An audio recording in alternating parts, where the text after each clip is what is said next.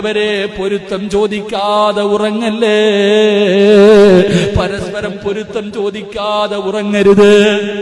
എല്ലാ ഭർത്താവും എല്ലാ ഭാര്യമാര് പടച്ചവനെ എന്റെ പ്രിയപ്പെട്ട ഭാര്യ ഈ എല്ലാ ദിവസവും കിടന്നുറങ്ങുന്നതിന് മുമ്പ് എന്നോട് ചോദിക്കും, എനിക്ക് പൊരുത്തം തരണേ.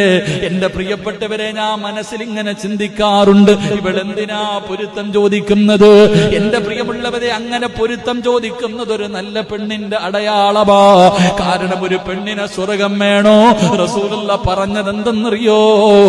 ഏതെങ്കിലും ഒരു പെണ്ണ് മരിക്കുമ്പോ ഭർത്താവിന്റെ പൊരുത്തം കിട്ടിയിട്ടാണോ മരിക്കുന്നത്? ദഖലൽ ജന്ന, അവൾ സ്വർഗത്തിൽ പ്രവേശിക്കുന്നു എന്നല്ല പറയുന്നത്, അവൾക്ക് സ്വർഗം കിട്ടുമെന്നല്ല പറഞ്ഞത്, അവൾ സ്വർഗത്തിൽ പോകുമെന്നല്ല പറഞ്ഞത്. റസൂലുള്ള പറയുകയാ, ഭർത്താവിന്റെ പൊരുത്തം കിട്ടി മരിക്കുന്ന പെണ്ണുണ്ടല്ലോ, അവൾ സ്വർഗത്തിൽ പ്രവേശിച്ചു എന്ന് നബി മുഹമ്മദ് മുസ്തഫ സല്ലല്ലാഹു അലൈഹി വസല്ലമ തങ്ങൾ പഠിപ്പിക്കുമ്പോ എന്റെ പ്രിയപ്പെട്ടവരോട് പറയുകയാണ്, നിങ്ങളും കിടക്കുമ്പോ പൊരുത്തം ചോദിക്കണേ. കാരണം ഭർത്താവിന്റെ പൊരുത്തം ഭാര്യയ്ക്ക് കിട്ടിയാലേ അവള് സ്വർഗത്തിൽ പോകൂ. അതുപോലെ തന്നെയാണ് തിരിച്ചും, നിനക്കും പൊരുത്തം വേണ്ട. 10-20 കൊല്ലം കൂടെ ജീവിച്ച പ്രിയപ്പെട്ട ഭാര്യയുടെ പൊരുത്തം നിനക്ക് കിട്ടിയില്ലെങ്കില്, അങ്ങനല്ലേ ഭാര്യ എല്ലാ ദിവസവും കിടക്കുമ്പോ ഭർത്താവിനോട് പൊരുത്തം ചോദിക്കും. കാരണം ഭാര്യക്ക് സ്വർഗത്തിൽ പോകണമെങ്കിൽ ഭർത്താവിന്റെ പൊരുത്തം വേണം.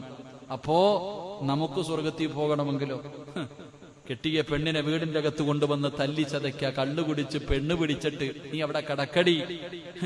പെണ്ണുസ്താദ് ഭർത്താവിനോട് പറയിക്ക, കള്ളുകുടിയനും മുതുകുടിയൻ, നിസ്കാരമില്ല ഒന്നുമില്ല, വീട്ടിൽ കയറി ചെന്നിട്ട് ഭാര്യയെ തല്ലുകയാ, കണ്ടവളുമാരുമായിട്ട് കറങ്ങി നടക്ക. എന്നിട്ട് വീട്ടിൽ ചെന്നിട്ടവും പറയാ, എന്റെ പൊരുത്തം ഉണ്ടെങ്കിൽ നിനക്ക് സ്വർഗത്തിൽ പോകാവുന്ന. നാണം വേണവടാ. സ്വന്തം ഭാര്യയുടെ മുഖത്ത് നോക്കി പറയുന്നവർ. എങ്കിൽ സഹോദരാ, നിനക്ക് സ്വർഗത്തിൽ പോകണമെങ്കിൽ തിരിച്ചും അങ്ങോട്ടും ഇങ്ങനെ തന്നെ. നമ്മുടെ ഭാര്യയുടെ പൊരുത്തം നമുക്ക് വേണം. നമ്മുടെ കൂടെ കടന്നവരുടെ പൊരുത്തം നമുക്കില്ലെങ്കിൽ നമുക്കിങ്ങനെ സ്വർഗത്തിൽ പോകാൻ കഴിയും? നമ്മുടെ ഭാര്യയുടെയും പൊരുത്തം, തൃപ്തി രണ്ടുപേർക്കും അങ്ങോട്ടും ഇങ്ങോട്ടും വേണമല്ലോ. അതുകൊണ്ട് ഞാൻ ഓർമ്മപ്പെടുത്തുന്നു, എല്ലാ ദിവസവും രാത്രി കിടക്കുമ്പോൾ തന്റെ പ്രിയപ്പെട്ട ഭാര്യയോട് പൊരുത്തം ചോദിച്ചിട്ട് വേണം കിടന്നുറങ്ങാൻ. കാരണം തുഅമ്മീലു ഫിദ്ദുനിയ തവീലൻ വലാ തദിരി ഇലാ ജന്ന ലൈലുൻ ഹൽ തഈശു ഇലൽ ഫജ്രി വകം മിൻ സ്വഹീഹിൻ മാത മിൻ ഗൈരി ഇല്ലതി വകം മിൻ മരീദിൻ ആസ ദഹ്റൻ അലാ ദഹ്രി.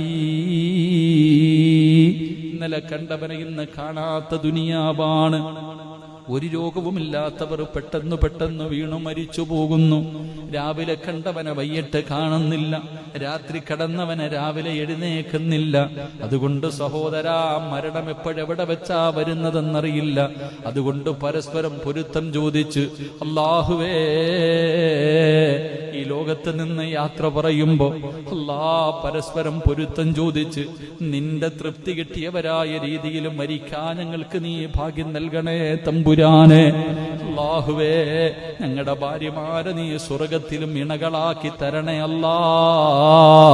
പടച്ചവരെ, ഞങ്ങളുടെ ഭാര്യമാർക്ക് നീ ആഫിയത്തും ദീർഘായുസും നൽകണേ അല്ലാ.